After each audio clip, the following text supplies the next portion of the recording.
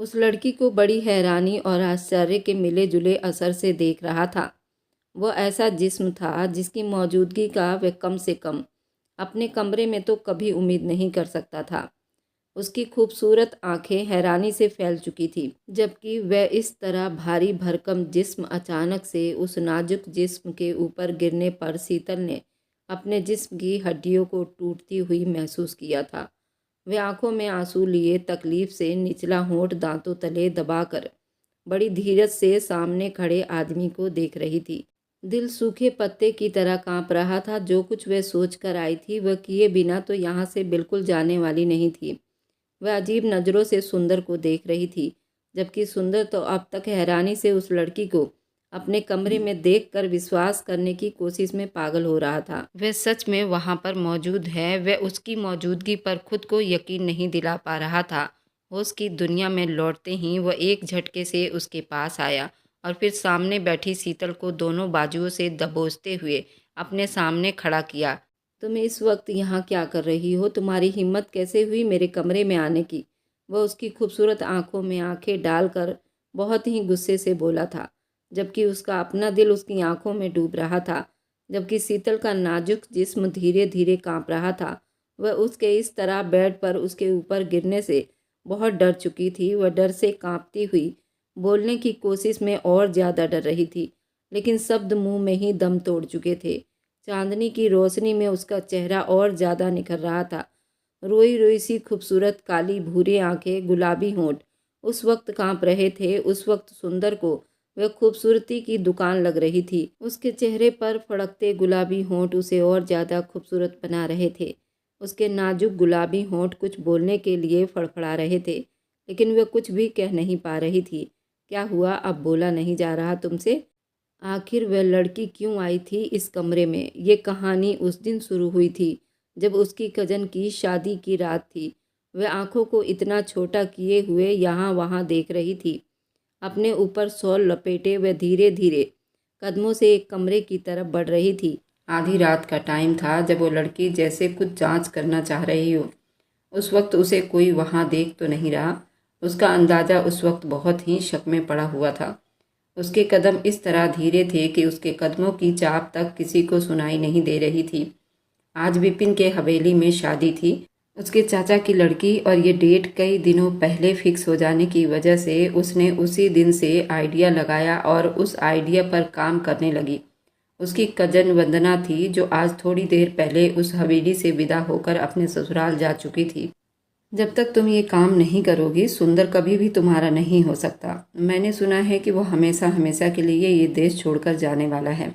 मैं इस हवेली से आज जा रही हूँ और तुम्हारे पास बस आज की रात है। अभी नहीं हुआ तो फिर कभी नहीं होगा।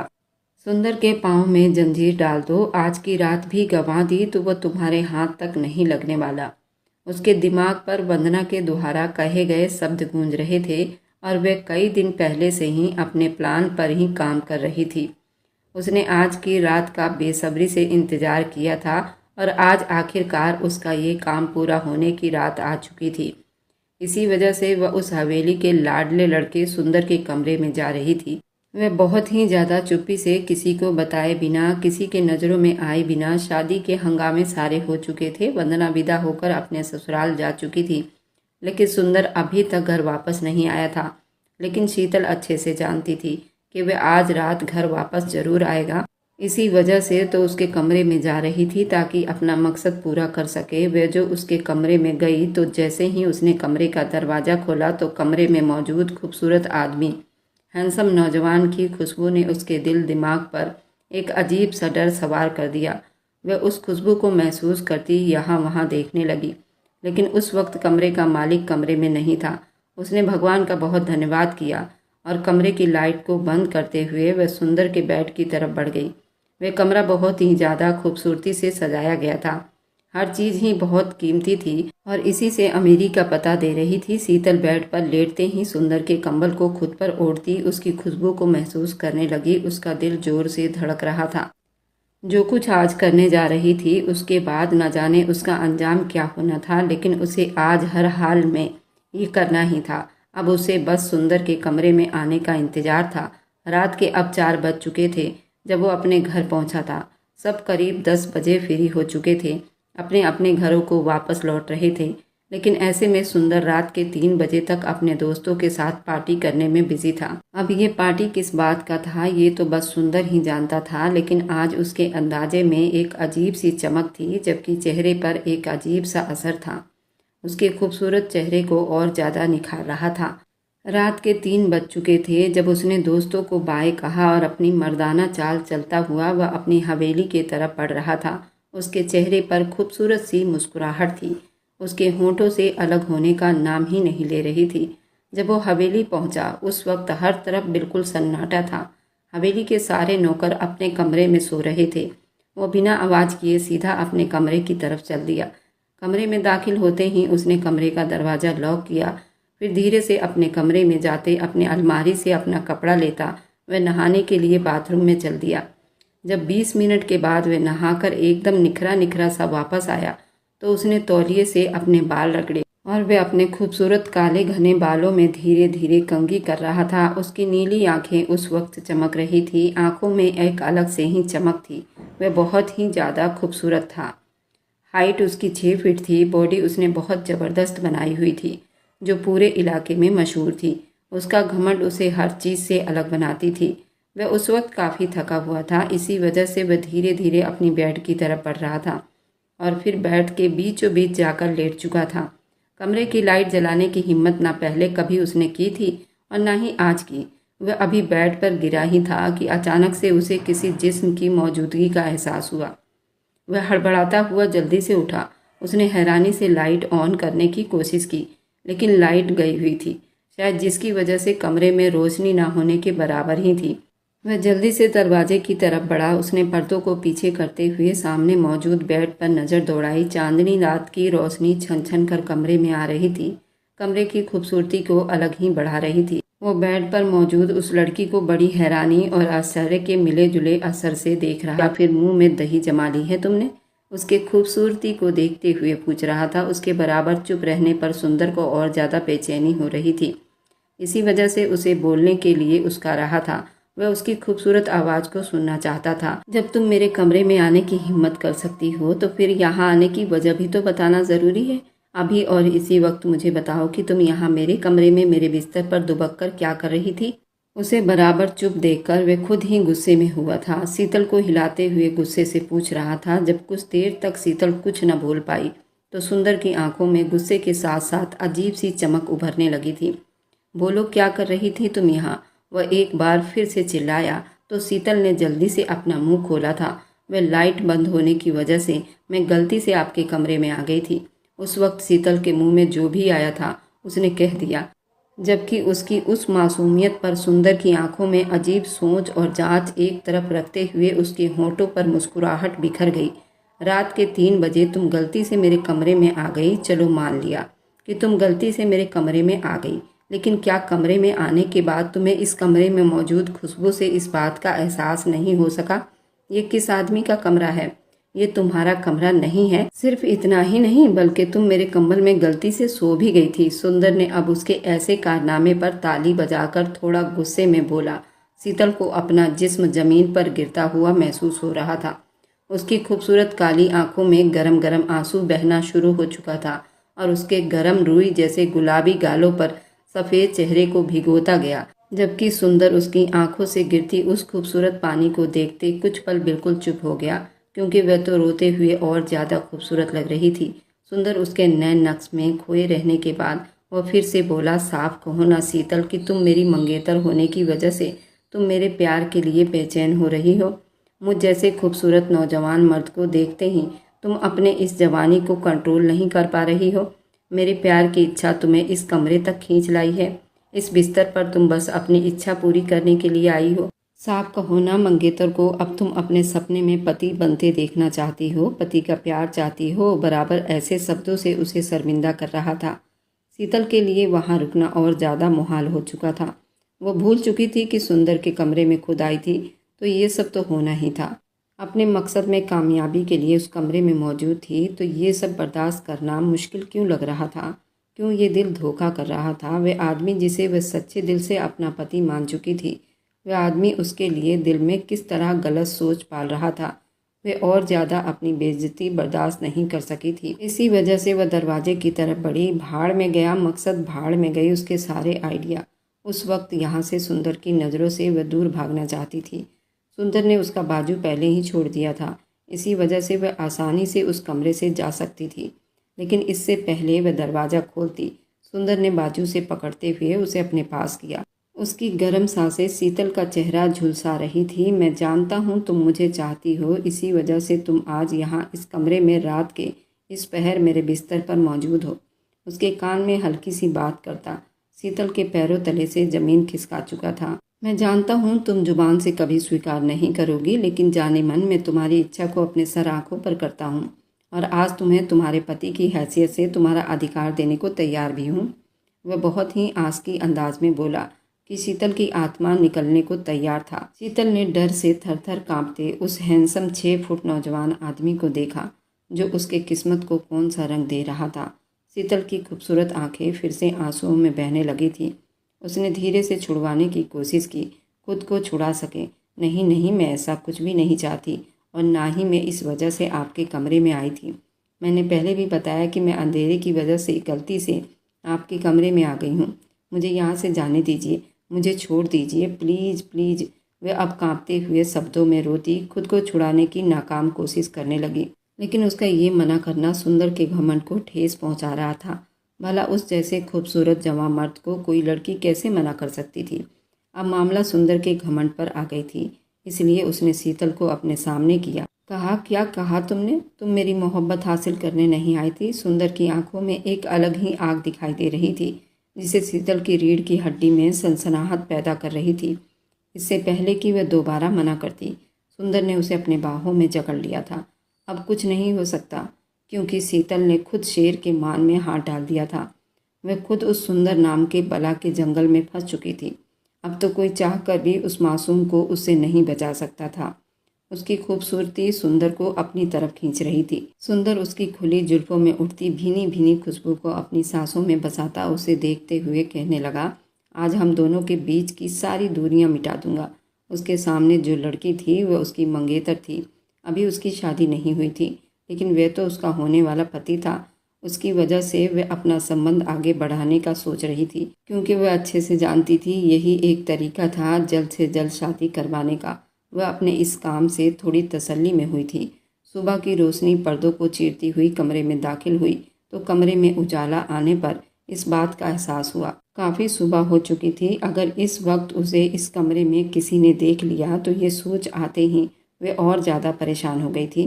जल्दी उसे पहले सुंदर को सोता हुआ छोड़कर अपने कमरे की तरफ भागी।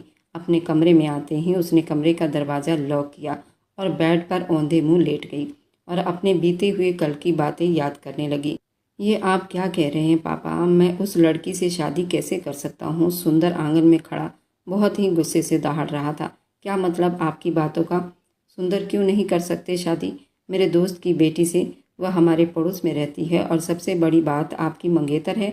और मैंने अपने मरे हुए दोस्त से वादा किया था कि मेरा इकलौता बेटा मेरे दोस्त की बेटी को ही अपनी पत्नी बनाएगा। और आज तक मैंने कभी उस बच्ची को किसी दूसरे के लिए नहीं सोचा। अब जो भी हो, तुम्हारी बचपन की मंगेतर है, तुम्हें उसे स्वीकार करना ही होगा। शीतल का घर बिल्कुल उसके हवेली के सामने ही था, लेकिन हमेशा वह इसी घर में रहा करती थी। हमने बहुत सोच समझकर ये फैसला लिया है, आपको हर हाल में ही शादी करनी होगी। पापा ने अपना फैसला सुनाए तो सुंदर को ना चाह कर भी मानना पड़ा था। ऐसा नहीं था कि वह उसके फैसले के खिलाफ जा सकता था, लेकिन हकीकत में वह अपने मरे हुए अंकल से बहुत ज़्यादा ही प्यार करता था। इसी वजह से उसने ये शादी के लिए हाँ भर ली थी। पार्वती, जो सुंदर के इस रिश्ते पर अंदर ही अंदर जल रही थी, फिलहाल वो बिल्कुल चुप थी। और फिर 2 दिन के अंदर अंदर ये बात बिल्कुल पक्की हो गई थी। शीतल हवेली में सबकी लाडली जरूर थी। सुंदर के पापा तो उस पर अपनी जान निछावर करते थे, जबकि सुंदर के दादा भी उसे बेटियों से ज़्यादा प्यार करते थे। शीतल ने हमेशा हर किसी की मोहब्बत को समेटे थे, लेकिन एक सुंदर था जो उसको कभी भी मोहब्बत से नहीं देखता था और ना ही उसे मोहब्बत करता था। अंकल जी ने सुंदर से कहा कि तुम जाओ अपनी मंगेतर से कुछ देर बात कर लो ताकि तुम दोनों एक दूसरे को समझ सको। लेकिन सुंदर अंदर से तो बेहद तसल्ली में था, इस मंगनी पर, लेकिन फिलहाल वह अपने घमंड के आगे कहीं पर भी झुकता नहीं था। वह मुंह बनाता हुआ वहां से चला गया। मंगनी के अगले ही दिन सुंदर ने शीतल को अपने कमरे में बुलाया था। वह इस बात से बहुत ही ज़्यादा डरी हुई थी। उसके कमरे के तरफ चल दी। जैसे ही उसने कमरे में कदम रखा तो उस कमरे को देखते ही वो बहुत ज़्यादा हैरान हुई थी। वह कमरा बहुत ही ज़्यादा खूबसूरत था। जैसे वह आदमी इतना हैंडसम था, बॉडी वाला था, उसका कमरा भी इसी तरह उसके नाम से महक रहा था। उसके कमरे की खुशबू से वह अजीब तरह से कांप रही थी। शीतल ने सुंदर की तरफ कदम बढ़ाए। उस वक्त बहुत ही ज़्यादा खूबसूरत लग रही थी। शिफॉन की ब्लैक कलर की साड़ी में और ही ज़्यादा खूबसूरत लग रही थी। सर पर पल्लू किए उस वक्त बहुत ज़्यादा ही मासूम लग रही थी। सुंदर की नज़रें उस पर टिक गई थी, जबकि उसके नज़र का झुकाव अपने चेहरे पर महसूस करती शीतल के गाल दहकने लगे थे। उसे यूं शर्माता देखकर सुंदर ने जल्दी से नज़रों को बदला था। मुझे भूख लगी है और नौकरानी के हाथ का खाना मुझे पसंद नहीं। माँ घर पर नहीं है, इसलिए जाओ जल्दी से मेरे लिए अच्छा सा नाश्ता बनाकर लाओ। सुंदर ने सोफे पर बैठते हुए जैसे ही उसको हुक्म दिया था, जबकि शीतल बड़ी हैरानी से उसका चेहरा देखने लगी। लेकिन मुझे तो खाना बनाना नहीं आता, शीतल ने परेशानी से कहा, जबकि उसकी बात सुनकर सुंदर के माथे पर बल चढ़े थे। क्या मतलब तुम्हें खाना बनाना नहीं आता? सुंदर ने गुस्से के शब्दों में पूछा, जबकि वह जानता था उस हवेली की इकलौती लाडली बहू बन बैठी थी। उसने आज तक किचन में शायद कम ही कदम रखा होगा, लेकिन वह जानबूझकर ऐसी बातें कर रहा था जैसे वह खुद भी अनजान था। मैंने आज तक किचन में कदम नहीं रखा। हवेली में इतने नौकर हैं, इसलिए कभी ज़रूरत ही नहीं पड़ी। ना ही किसी ने कभी कोई काम कहा। क्या तुम्हें सीखना भी ज़रूरी नहीं लगा? वह गुस्से में उठा। चाय बनाना तो आती होगी, सुंदर ने दिल जलाने वाले अंदाज में कहा, जबकि शीतल का दिल किया उस आदमी का सर फाड़ दे। अभी तो उसने बताया था कि वह कभी किचन में नहीं गई थी। ना ही मुझे कुछ भी बनाना आता, उसने अब थोड़ी भारी आवाज़ में जवाब दिया। तो सुंदर दांत कपकपाकर रह गया था। ठीक है, चलो मेरे साथ, मैं तुम्हें बनाना सिखा देता हूँ। आइंदा से तुम खुद मेरे लिए चाय बनाओगी। सुंदर ने उसे अपने पीछे किचन की तरफ आने को कहा। शीतल भी चुपचाप उसके पीछे चल पड़ी और फिर सुंदर ने उसे चाय बनाना सिखाया था, जो शीतल पहली बार में ही सीख चुकी थी। सुंदर अपने ऑफिस में जा चुका था, जबकि शीतल को आज अजीब सी खुशी का एहसास जागा था कि कम से कम सुंदर ने उसे खुद से बुलाया तो सही। जबकि सुंदर अपने ऑफिस में बैठा बार बार शीतल के बारे में सोच रहा था। वह खूबसूरती की दुकान उसकी आंखों के सामने बार बार आता उसे उसके काम से भटका रहा था। उसे अब बेसब्री से उसका इंतजार था कब काम खत्म हो, वह ऑफिस से घर वापस आए। उसे वापस घर आते रात के 10 बज चुके थे। 10 बजे हवेली आया तो सब लोग अभी खाने में मेज पर बैठे उसका इंतजार कर रहे थे। वह जल्दी से फ्रेश होकर खाने की मेज तक आया था। उसकी नज़रें उस खूबसूरती की दुकान को तलाश कर रही थी, जिसे वह चाहकर भी बुला नहीं पाया था। अचानक ही उसकी नज़र उसके पापा की कुर्सी की तरफ जाकर रुकी थी, जहाँ शीतल बैठी थी। वह अंदर से जल भुन गया था।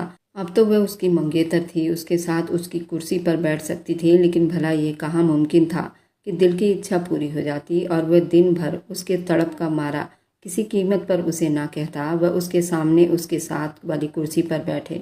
शीतल बेटा जाओ, सुंदर बेटे को खाना निकाल कर दो, अंकल जी ने शीतल को समझाते हुए कहा। तो वह उठी और सुंदर की तरफ बढ़ते हुए उसे खाना देने लगी।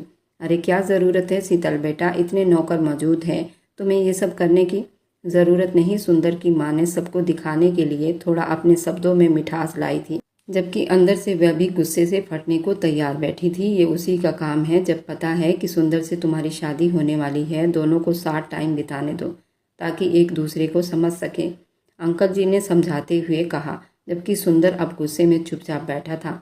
शीतल ने खाना सुंदर की प्लेट में डाला तो उसके हाथ कांप रहे थे, जबकि सुंदर उसकी ये कपकपाहट दिलचस्पी से देख रहा था। खाने के बाद सुंदर अपने कमरे में चला गया, जबकि शीतल को चाय का कहना नहीं भूला था। कुछ ही देर में शीतल चाय का कप लेकर अंदर कमरे में मौजूद थी। उसने चाय का कप मेज पर रखा और जाने के लिए मुड़ी, जब उसे सुंदर की आवाज़ सुनाई दी, ये तुम किस खुशी में मुझसे इतना डरने का नाटक करती हो? मैं क्या तुम्हें भूत प्रेत लगता हूँ जो तुम्हें खा जाऊँगा? सुंदर ने आईब्रो उचकाते हुए पूछा तो शीतल नर्वस होती हाथों की उंगलियां मोड़ने लगी। नहीं, ऐसा तो कुछ भी नहीं है, वो बड़ी मुश्किल से शब्दों को बोल पाई थी, जबकि सुंदर को उसका ये डर एक अजीब सी खुशी और तसल्ली दे रहा था। मुझे इतनी डरने की ज़रूरत नहीं, उसकी मुश्किल को आसान करते हुए बोला। अगले दिन गांव में कोई शादी थी। जहाँ हवेली के सारे दावत पर गए हुए थे, लेकिन सुंदर की तबीयत खराबी की वजह से अंकल जी ने शीतल को घर पर रहने को कहा और उसका ख्याल रखने को समझाया। शीतल बहुत ही मासूम थी, वह अपने अंकल की कोई बात नहीं टाल सकती थी, इसी वजह से उसने हामी भर ली थी। सुंदर की माँ ने इस बात को भी खून के घूंट पी लिया था और ना चाहते हुए भी शादी पर चली गई। पीछे सुंदर और शीतल हवेली में बिल्कुल अकेले बचे थे। शीतल को अब कुछ भी समझ में नहीं आ रहा था वे किस तरह से सुंदर का ख्याल रखें। सुंदर के कमरे में गई। वह बिल्कुल ठीक ठाक खड़ा आईने के सामने अपने बालों को सूखा कर रहा था, जबकि उसको यूं देखकर शीतल की आंखें फटी की फटी रह गई थी। आप बिल्कुल ठीक है? शीतल ने बड़ी आश्चर्य से पूछा तो सुंदर उसके तरफ देखता हल्का सा मुस्कुराया था। हाँ, तुम्हें नज़र नहीं आ रहा? सुंदर ने दिल जलाने वाली बात गुस्से के साथ कहा तो शीतल को तो जैसे मिर्ची सी लग गई थी। लेकिन आपने तो कहा था कि आपको बहुत तेज बुखार है, इसी वजह से आप शादी में नहीं जाना चाहते और आपकी वजह से अंकल जी मुझे भी नहीं लेकर गए।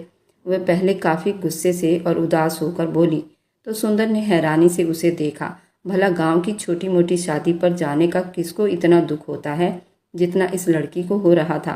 वह तो बस उसे अपने आस पास रखना चाहता था, लेकिन फिलहाल वो दिखावा कर रहा था, इसी वजह से उसने ये सारा ड्रामा रचाया। शीतल नाराज होते हुए वहाँ से जाने लगी, जबकि सुंदर ने उसे बुलाया। उसके शब्दों में कोई मोहब्बत नहीं थी, बल्कि गुस्से में बोला था, घर में कोई नौकर नहीं, तुम मेरी शर्ट प्रेस कर दो। वह उसको कहते हुए सोफे पर जा बैठा था, मुझे शर्ट इस्त्री करने नहीं आती। शीतल ने मासूमियत से मुंह बनाते हुए कहा, जबकि उसके उस उदासी पर सुंदर को टूट कर प्यार आया था। लेकिन फिलहाल वह गंभीर शब्दों में मुंह पर लिए बैठा रहा। क्या कोई ऐसा हो सकता है मैं तुम्हें कोई काम कहूँ और तुम कहो कि वह काम मुझे आता है? सुंदर अब गहरे गुस्से से मुस्कुरा रहा था, जबकि शीतल की आंखों में आंसू आ गए थे। उसके इस बात पर कहने लगी, लाइए मैं कर देती हूँ, और जबकि उसको प्रेस करने नहीं आती थी, लेकिन फिर भी वह कोशिश करना चाहती थी। उसने इस्त्री करने के लिए उसके अलमारी से शर्ट निकाला और फिर उससे पूछने लगी, कौन सी शर्ट प्रेस करनी है? सुंदर, जो उसे ही देखने में बिजी था, जल्दी अलर्ट हुआ, खुद को लापरवाह किया। ये काले रंग की कर दो और सावधानी से करना, ये मेरी फेवरेट शर्ट है। सुंदर ने उसे ये एहसास दिलाना चाहा, जबकि शीतल अब उसकी शर्ट लेकर जा चुकी थी। सुंदर कमरे में बैठा उसका इंतजार कर रहा था, लेकिन अब आधे घंटे के ऊपर हो गए तो सुंदर को हैरानी होने लगी। 5 मिनट में शर्ट इस्त्री हो जाती है, ये लड़की इतना वक्त लगा रही है। सुंदर खुद से सोचते हुए उठा और उसके पीछे ही चल पड़ा। जैसे ही उस जगह पहुंचा तो जहां शीतल शर्ट इस्त्री करने के लिए गई थी, वहां जाकर वो एकदम ही जैसे बिल्कुल हैरान रह गया। शीतल शर्ट को हाथ में पकड़े मसल रही थी। सुंदर की काली शर्ट पर इस्त्री की छाप दिखाई दे रही थी, जबकि पिछला हिस्सा जल चुका था। सुंदर सदमे की हालत में वहां खड़ा अपनी शर्ट को जलता हुआ देख रहा था। उसने गुस्से में कुछ कहने के लिए मुंह खोला ही था कि शीतल जल्दी से बोल पड़ी, आई एम सॉरी, मैंने आपसे कहा भी था कि मुझे शर्ट इस्त्री करने नहीं आता, लेकिन आपने जिद की और ये देखो जल गई। अब वह फिर से रोने लगी थी, जबकि उसके बस एक शर्ट जल जाने पर वह इतना रोना सुंदर को एक झटका सा लग गया था। मतलब एक शर्ट ही तो जली है, उसके लिए वो कितना रो रही थी। ना चाहते हुए भी सुंदर को उस पर तरस आया था। ये सब उसकी वजह से ही तो हुआ था। ये तो भगवान की कृपा थी, उस बेवकूफ़ लड़की ने अपना हाथ नहीं जलाया था। सुंदर ने उससे शर्ट लेते हुए उसे हल्का सा डांटा। वह रोने के लिए मना कर गया। कुछ दिनों में ही सुंदर ने शीतल से खुद से बिल्कुल फ्रैंक करवा लिया था। अब वह भाग भाग कर उसके सारे काम करने लगी थी। वह उस पर इस बातों को कभी खोलना ही नहीं चाहता था। वह जानबूझकर उससे काम करवाता, उसे अपने पास रखना चाहता, बल्कि वह जानबूझकर उस वक्त काम करता जब नौकर घर पर ना होते, ताकि उसके आसपास रहे। नौकरानी के ना होने की वजह से उससे काम करवा रहा है, लेकिन सुंदर ने नोट किया था कि पिछले कुछ दिनों से शीतल काफ़ी बुझी बुझी सी रहने लगी थी। ना सिर्फ इतना, बल्कि अब सुंदर का हर काम खुद से करने लगी थी। सुंदर के लिए ये बात काफ़ी हैरान करने वाली थी, लेकिन वह इस वजह से परेशान भी हो चुका था। वह उससे उसकी परेशानी की वजह पूछना चाहता, लेकिन हाय रे ये किस्मत, उसकी घमंड उसके आगे आ जाती थी। सुंदर की कजन की शादी थी जो हवेली में ही रखी गई थी। सिर्फ 2 दिन बचे थे और शीतल ने शादी के लिए कोई भी शॉपिंग नहीं की थी।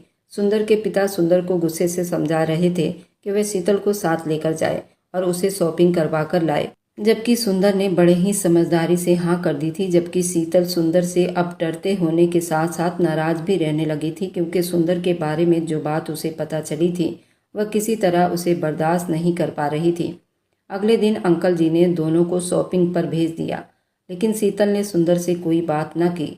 उस मासूम सी लड़की न जाने दिल में ऐसी कौन सी बात लेकर बैठी थी। अब वो शीतल से कम ही बात करता था, लेकिन अक्सर वह खुद उससे कोई ना कोई बात करने की कोशिश करता तो वह बिजी हो जाती। क्या बात थी, वह इतनी परेशान हो गई थी। सुंदर ने गाड़ी ड्राइव करते हुए शीतल से पूछा भी था तो वह कहने लगी, मैं आपको क्या बताऊं। वह इस तरह हैरानी और गुस्से से बात की कि सुंदर के माथे पर बल पड़ गए। क्या हो गया तुम्हें? ये किस तरह मुझसे बात कर रही हो तुम? सुंदर का शब्द भी अब तीखा हो गया था। मुझे आपसे कोई बात ही नहीं करनी। सुंदर गाड़ी रोक चुका था और वे लोग एक मॉल के सामने खड़े थे। ऐसे कैसे छोड़ दूं? ना पूछो, बात तो तुम्हें मेरी सुननी ही पड़ेगी। सुंदर के शब्दों में गुस्सा दिखाई दे रहा था, जिस पर शीतल घबराई थी, लेकिन उसने खुद पर काबू पाते हुए कहा, मुझे आपकी कोई बात ही नहीं सुननी। जबकि अंदर से वह बहुत ज़्यादा डरी हुई थी, क्योंकि सुंदर के व्यक्तित्व के बारे में वह कई लोगों के मुँह से जान चुकी थी। उसके रौब और घमंड और दबदबे से बड़े बड़े लोग घबरा जाते थे, और वह तो फिर भी मासूम सी लड़की थी, मगर ऊपर से वह दिखा रही थी कि वह बहुत बहादुर है। सुंदर की नज़रें चील की तरह तेज थी, जैसे कोई भी बात छुपी नहीं रह सकती थी। भला शीतल की घबराहट कैसे नहीं भांपता। उसने उस मासूम लड़की को देखकर अपनी मुस्कुराहट दबाई और धीमे मगर खुफिया अंदाज में कहा, आराम से गाड़ी में आकर बैठ जाओ और मेरी बात सुनो। वह खुद से उससे बात कर रहा था। ये कोई छोटी बात तो नहीं थी, लेकिन इस वक्त शीतल जिस उलझन में पड़ी हुई थी वह चाह कर भी सुंदर की बात को समझ नहीं पाती। सुंदर ने उसे शॉपिंग करवाई, वह बड़ी बेमन से शॉपिंग कर रही थी। उस बीच सुंदर ने शीतल से बात करने की कोशिश की तो वह उसकी बात को नज़रअंदाज करती जल्दी से हवेली पहुंचना चाहती थी। सुंदर के लिए उसका ये व्यवहार अब उसे शक में डाल रहा था। हवेली आते ही अपने कमरे में बंद हो गई थी, जबकि सुंदर भी चुपचाप अपने कमरे में चला गया। रात को खाने के वक्त सब लोग डाइनिंग टेबल पर मौजूद थे। जब सुंदर ने एक नज़र सबको देखा, फिर उसने गला खंगारते हुए अपने बाप को देखा। पापा जी, मैं यहाँ अपना बिजनेस अच्छे से संभाल रहा हूँ, लेकिन बिजनेस को और ज़्यादा बढ़ाने के लिए मुझे विदेश जाना पड़ेगा। मैं आपसे परमिशन चाहता हूँ। अगले महीने मेरी फ्रांस के एक कंपनी के साथ मीटिंग है और उसके बाद मैं फ्रांस में भी अपनी एक ब्रांच खोलना चाहता हूँ। आप मुझे परमिशन दे दो। सुंदर ने बड़ी आराम से और बड़ी प्यार से ये बात सबके सामने रखी थी, जबकि शीतल ने खीर का चम्मच जो मुंह में डाल रही थी यूं लगा जैसे उसके गले में ही अटक गई हो। सुंदर की माँ तो दिल ही दिल में बड़ी खुश हो चुकी थी कि उनका बेटा उस लड़की से दूर जा रहा था। अंकल जी ने शीतल की तरफ देखा, जिसका चेहरा फीका पड़ चुका था, जबकि वह अपने उस अड़ियल और घमंडी बेटे को मना भी कर सकते थे, क्योंकि अपनी बात सिर्फ बताता नहीं था, वह करके दिखाता था, और जब वह बोल देता था वह ज़रूर करता था। इसी वजह से उन्होंने हामी भर ली थी। शीतल ने खाना वहीं छोड़कर खड़ी हुई। अंकल जी के साथ साथ सब ने उसका यूं खाना छोड़कर जाना महसूस किया था, लेकिन वह उस वक्त किसी को कुछ भी कहने की हालत में नहीं थी, इसलिए सबसे माफ़ी मांगते वहाँ से चली गई। उसके बाद 2 दिन तक शीतल और सुंदर के कोई आमना सामना नहीं हुआ। कल रात ही शीतल ने अपने आइडिया के तहत सुंदर को अपना बना लिया था। उसे अब विश्वास था कि अब सुंदर उसे कभी छोड़कर नहीं जाएगा, लेकिन यह उसके दिमाग का फितूर था। सुंदर जो सुबह बड़े ही जोरों शोरों से तैयार होकर घर से निकला था, अब रात के 2 बज रहे थे, अभी तक घर वापस नहीं आया था। शीतल को रह रहकर ख्याल आ रहा था वह उसे छोड़कर जा चुका है। उसे उसकी वह मुस्कुराहट याद आई तो उसे अपना जिस्म आग की लपेट में महसूस हुआ था। तो क्या वह उसका फ़ायदा उठाकर उसे छोड़कर जा चुका था?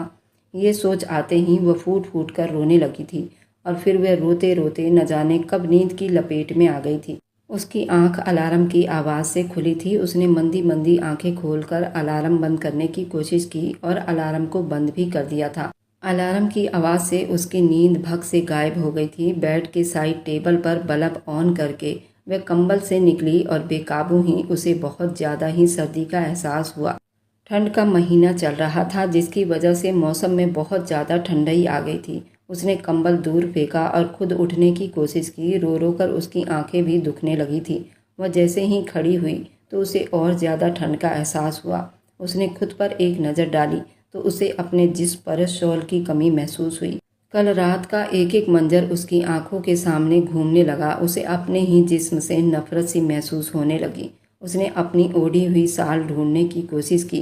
उसे ज़्यादा मेहनत करने की ज़रूरत नहीं पड़ी थी, क्योंकि उसे अपने तकिए के पास ही मिली थी। सुबह का वक्त था। वह बेकाबू उठी और बाथरूम में गई। नहा करके उसने घर के बने आंगन के मंदिर में वो पूजा करने लगी। पूजा करने के बाद ही उसकी आंखों से बराबर बहते आंसुओं से उसका अंदाज़ा लगाया जा सकता था।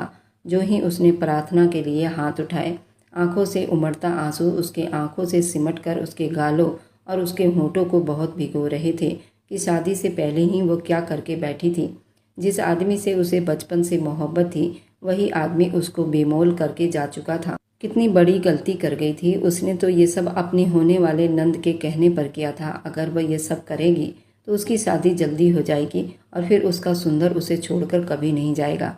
लेकिन सुंदर ने तो उसका मान तोड़ दिया था। उस बेसहारा छोड़कर जा चुका था। शीतल को अपने जिस्म से घिन आने लगी थी। उसका बस नहीं चल रहा था कि वो अपने जिस्म को आग लगा दे।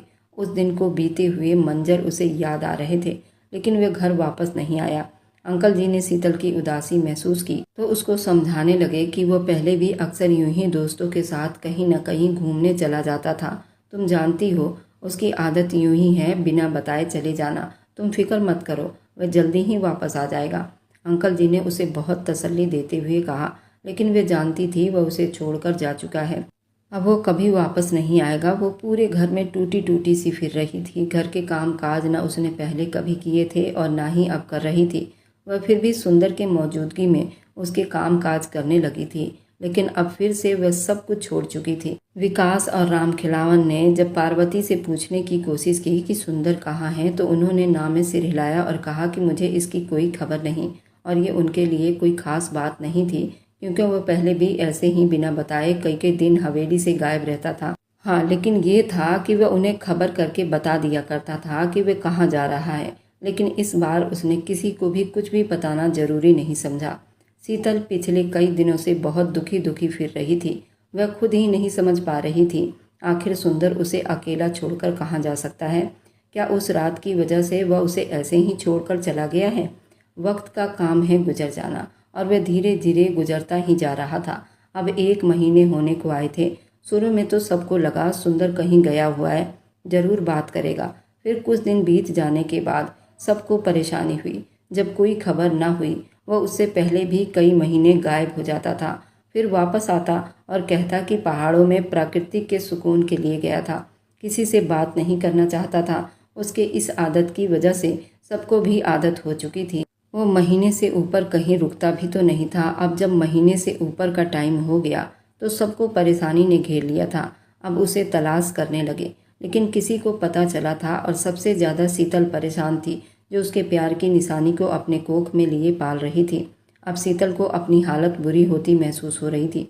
उसे अब अक्सर ही चक्कर आना शुरू हो चुके थे। उसके सर में अजीब सा दर्द रहता था। उसने आज से पहले कभी इस तरह का थकावट महसूस नहीं की थी जितनी वह इन दिनों में कर रही थी। अपने इस हालत की उसे खुद भी समझ नहीं आ रही थी, और उस वक्त हवेली में उसका कोई भी ऐसा सहारा या दोस्त नहीं था जिसे वह अपनी समस्या के बारे में बता सके, क्योंकि उसकी नंद जो उसकी दोस्त थी वह भी शादी करके अपने घर जा चुकी थी और वह उस वक्त अपने पति के साथ हनीमून पर गई हुई थी। अंकल जी के अलावा वह किसी से बात नहीं कर सकती थी, लेकिन न जाने क्यों शर्म महसूस हो रही थी कि वह ये बात अंकल जी को नहीं बता सकती थी। पार्वती का व्यवहार उसके साथ दिन ब दिन बहुत ही बुरा होता जा रहा था। सबके सामने तो वह उसके साथ बहुत प्यार से रहा करती थी, लेकिन अकेले में उसे नफरत भरी निगाहों से देखा करती थी। उनकी उस नफरत की वजह से वह खुद भी जानती थी और उसे परवाह भी नहीं थी। लेकिन अब शीतल की हालत दिन ब दिन बिगड़ती जा रही थी, और अब तो हालात ऐसी थी उसे उल्टियाँ आनी शुरू हो चुकी थी। वह सबसे छुप छुप कर अपने कमरे में ही रहा करती थी। जब भी उसे महसूस होता कि उसकी तबीयत खराब हो रही है, तो वह जल्दी से पहले अपने कमरे में जाकर छुप जाती। उसे ऐसा लग रहा था जरूर हालत वैसे ही है, वह ये सब कुछ अकेले बर्दाश्त नहीं कर सकती थी। इसी वजह से वह अपना वक्त रो रो कर बिताने लगी थी। सुंदर पर उसे बहुत गुस्सा आने लगा था। उसकी हालत ऐसी हो चुकी थी, वह अब और ज़्यादा इस बात को छुपा नहीं सकती थी। जैसे तैसे करके वे दिन बीतते जा रहे थे, महीने बीत चुके थे। अब उसके दिन ब दिन हालत बिगड़ती ही जा रही थी। उसे मेडिकल केयर की बहुत ज़रूरत थी, लेकिन वह बताती भी तो किसको बताती और कैसे बताती। वह उसे बेसहारा छोड़कर पता नहीं कहाँ गायब हो गया था। अब उसे अपनी गलती का एहसास हुआ था। उस रात जब वह सुंदर के कमरे में गई थी और सुंदर ने उसके साथ वह सब किया था जिसमें शीतल खुद शामिल थी, और शीतल भी यही चाहती थी कि मैं अपने खूबसूरती से और अपनी मोहब्बत से उसे कैद कर लूँगी तो ये कहीं नहीं जाएगा और ये मेरा हो जाएगा। उस रात उसने अपने जिस्म को उसके हवाले कर दिया था और सुंदर ने भी उस खूबसूरत लड़की को सारे पर्दे से आज़ाद करके उसे अपनी बाहों में भरकर उसके साथ अपनी सारी दूरियों को मिटा चुके थे। वे दोनों सारी रात उसी में लगे रहे।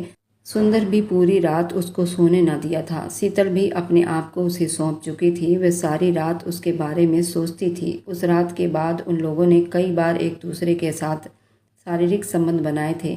अब तो घर वालों को भी सुंदर की तरफ से चिंता सताने लगी थी। वे लोग बराबर उसका नंबर मिलाकर पूछताछ कर रहे थे, लेकिन उनके एक दोस्त ने जो बात उन्हें बताई उन्होंने सबको हैरान कर दिया।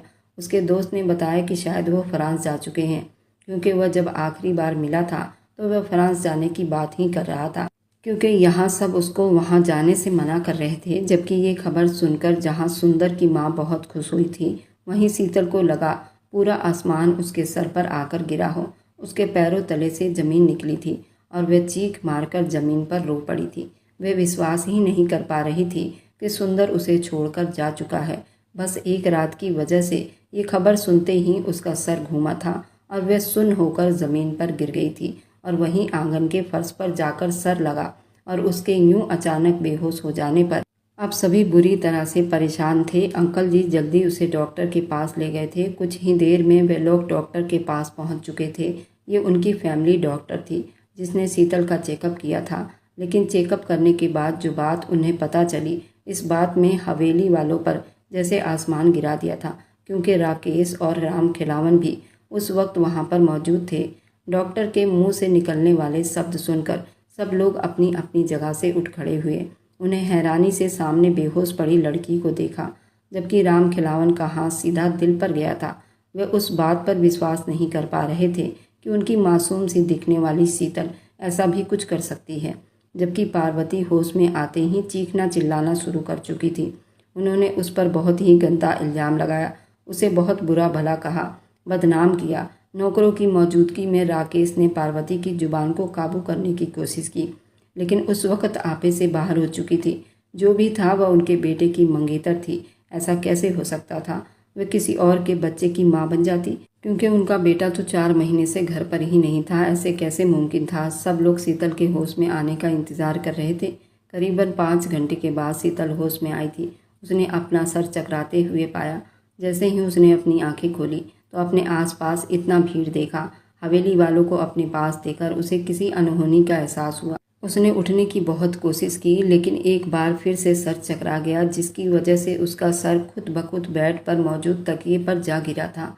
उसने अपने सर को दोनों हाथों में थामा, जबकि पार्वती जो कब से चुप खड़ी थी जल्दी उसके तरफ लपकी और उस बेचारी के मुंह पर जोरदार थप्पड़ दे मारा। जबकि शीतल बेकाबू होकर अपने चेहरे पर हाथ रखे अपनी आंटी को देख रही थी। ये उसकी ज़िंदगी में पहला थप्पड़ था। आज से पहले किसी ने उसे हाथ तक नहीं लगाया था, उसे डांटा तक नहीं था। आज वह किस दोराहे पर आकर खड़ी हुई थी। सच सच बता, किसका पाप है तेरे पेट में? किसके साथ तू अपना मुंह काला करके बैठी है? हमने तुझे इस हवेली में रखा, हर तरह के ऐश आराम दिए। मेरे पति ने तुझे अपने सर आंखों पर बिठाया। तूने मेरे बेटे को छीन लिया, मेरे बेटे को मुझसे दूर किया। वह तेरी वजह से इस हवेली से दूर भागता है। तुझे किसी के इज्जत का ख्याल नहीं आया। मेरे बेटे की मंगेतर होकर तूने इतना बुरा काम किया। मेरे बेटे की जगह तूने किसी और को दे दी। बता, किसका पाप है? बोल, किसके साथ रातें बिता रही थी? बोल, वरना आज मैं तेरा खून ही कर दूंगी। पार्वती आपे से बाहर होती बराबर उस पर चीख रही थी, जबकि बाकी सब चुप ये सब तमाशा देख रहे थे। आंटी, मैंने कोई पाप नहीं किया, ये बच्चा सुंदर का ही है। कांपती आवाज़ में उसने बताया, झूठ मत बोलो, किसी और का पाप मेरे बेटे के सर पर मत डालो। मेरा बेटा तो पिछले 4 महीने से घर से गायब है। ये बच्चा कहाँ से आ गया? और सुंदर तो तुमसे ठीक से बात तक नहीं करता। ये सब कैसे कर सकता है? इतना बेवकूफ़ नहीं मेरा बेटा कि शादी से पहले ऐसे काम करे। शीतल को लगा सब उसकी तरफ से बोलेंगे, उसका साथ देंगे, लेकिन सभी चुप बैठे थे और पार्वती के मुंह में जो भी आ रहा था वो बोलती जा रही थी, उसको सुनाती जा रही थी। अब शायद उसके दिल में शक पैदा हो रहा था, कोई भी कुछ बोल नहीं पा रहा था। सबको चुप देखकर उन्होंने शीतल का हाथ पकड़ा और उसे लिए नीचे की तरफ चल पड़ी। उसे घसीटते हुए ले जा रही थी। इससे पहले कि वह उसे घसीट कर ले जाती, अंकल जी ने पार्वती को रोकना चाहा तो वह राकेश अंकल पर भी चिल्ला पड़ी थी। उनका कहना था, ये सब तुम्हारी वजह से ही तो हुआ है। तुमने अपने मरे हुए दोस्त के लिए मेरे बेटे की ज़िंदगी बर्बाद कर दी है। इस लड़की का लक्षण मुझे पहले से ही अच्छा नहीं लगता था और अब बात साबित हो गई है तो ये इस घर में नहीं रह सकती।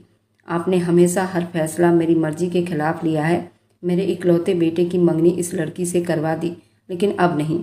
अब इसका किरदार सबके सामने है तो मैं इसे अब यहाँ नहीं रहने दूंगी। ये जाए उसी के पास जिसका पाप लेकर अपने कोख में फिर रही है। पार्वती ने राकेश और रामखिलावन को वार्निंग देते हुए कहा और एक बार फिर से घसीटते हुए शीतल को दरवाजे तक लाई और जोर से धक्का दिया। निकल जा मेरे घर से। शीतल लड़खड़ाते हुए गिरने को थी, तभी सामने से एक भारी भरकम 6 फीट का नौजवान उसको संभालते उसको खड़ा किया। उसकी हालत देखकर वह गहरे सदमे में चला गया।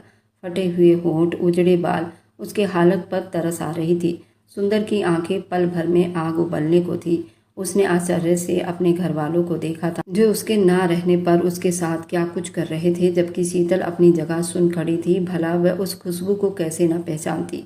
सुंदर ने जल्दी शीतल को सीधा किया, अपनी जैकेट उतारते उस पर लपेट दिया और फिर उसने उसे अपने सीने में छुपा लिया। जबकि ये मंजर देखकर हवेली में सबके पैरों तले से जमीन निकली थी। सुंदर 4 महीनों के बाद घर लौटा था। सभी उसे देखकर हैरान परेशान थे और बहुत कुछ पूछना चाहते थे वह कहाँ था। और सबसे बुरा हाल तो पार्वती का था, क्योंकि पार्वती ये सब कुछ जानती थी। जानती तो शीतल भी थी, लेकिन पार्वती के खिलाफ जाने की उसमें इतनी हिम्मत नहीं थी। वह शोभा के शादी के बाद से ही सब कुछ जान बैठी थी कि पार्वती के मन में ऐसा कुछ चल रहा है, लेकिन उसमें इतनी हिम्मत नहीं थी कि वह पार्वती के खिलाफ किसी को कुछ भी बोलती। पार्वती घर में सबसे बड़ी थी, उसकी सभी बहुत इज्जत किया करते थे। इसी डर ने उसे अपनी जुबान न खोली थी और वह बहुत परेशान रहती थी। अब जब सुंदर ही वापस आ गया तो सारा खेल ही खत्म हो गया था। उसने पहले शीतल को तसल्ली दिलवाया कि वह आ चुका है, उसको अब कोई कुछ नहीं कर सकता, बल्कि जख्मी शेर की तरह दहाड़ा था, जबकि इस दहाड़ पर उसके दिल कांप उठे थे। वह जख्मी शेर बनकर आंखें लाल किए सबको घूर रहा था, जबकि रामखिलावन पार्वती को घूर रहे थे, जिन्होंने उनकी मासूम बच्ची पर हाथ उठाया था। उनका बस नहीं चल रहा था, वह उनका हाथ ही काट दे।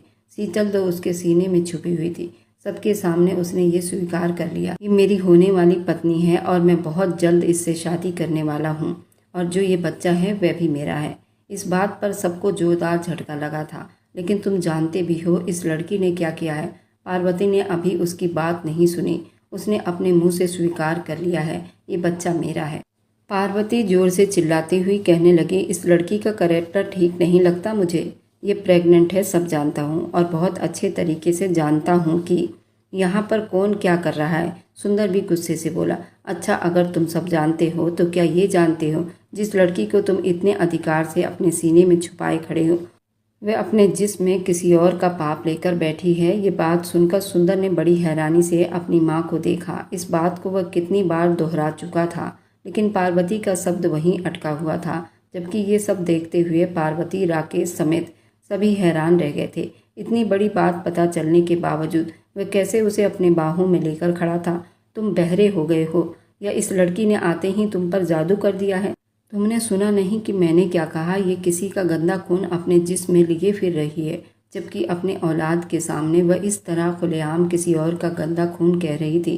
अब सुंदर को सही मायने में लग रहा था कि उसकी माँ अपनी बात को आगे रखने के लिए कितनी हद तक नीचे गिर चुकी हैं। वह दहाड़ता हुआ अपनी माँ की तरफ बढ़ा और कहा, ये मेरी होने वाली पत्नी है और मैं इसे मोहब्बत करता हूँ और मैं इससे शादी करूँगा और इसको पूरी इज्जत भी दूंगा। इसके बावजूद मेरा अपना खून है। वो बहुत गुस्से से चिल्लाया था।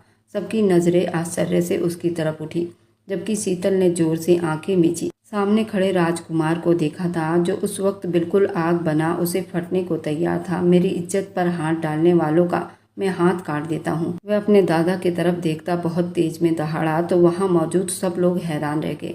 वे सब ये सोच भी नहीं सकते थे कि वे ऐसा भी कुछ कह सकता था। वहाँ खड़ी आश्चर्य में पड़ी सुंदर को देख रही थी, जो उस वक्त बिल्कुल आग बना उस पर फटने को तैयार था।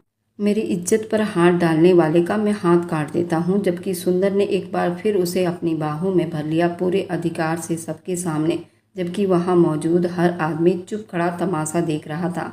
ये तो उस हवेली में सब ही जानते थे कि इन दोनों की मंगनी हुई है और ये उसका होने वाला पति है, और एक दूसरे को समझने का टाइम भी दिया गया था। लेकिन बस बाकी रह गया था उनकी शादी। कोई नहीं जानता था कि सुंदर शादी से पहले ही अपना अधिकार ले चुका है। वहाँ पर मौजूद सब लोगों को जैसे सांप सूंघ चुका था। जबकि सुंदर बहुत ही गम से शीतल को देख रहा था। इससे पहले कि उसे लेकर कमरे की तरफ जाता, राम खिलावन की गरजती आवाज़ पर उसे रुकना पड़ा। शादी से पहले ये सब करते तुम्हें शर्म नहीं आती? अपनी मंगेतर से अपनी पत्नी का अधिकार लेकर उसे तुम बिल्कुल अकेला छोड़कर चले गए थे। राम खिलावन जी ने गरजते हुए कहा तो सुंदर ने बेबसी से दादाजी को देखा। मैं छोड़कर नहीं गया था दादाजी। जिस दिन मैं सुबह घर से निकला था उसी दिन वंदना के नंद का एक्सीडेंट मेरी गाड़ी से हो गया था। शायद हमारे घर ही आ रही थी जब मैंने उसे रास्ते में गाड़ी में बिठाकर अस्पताल ले जाना चाहा।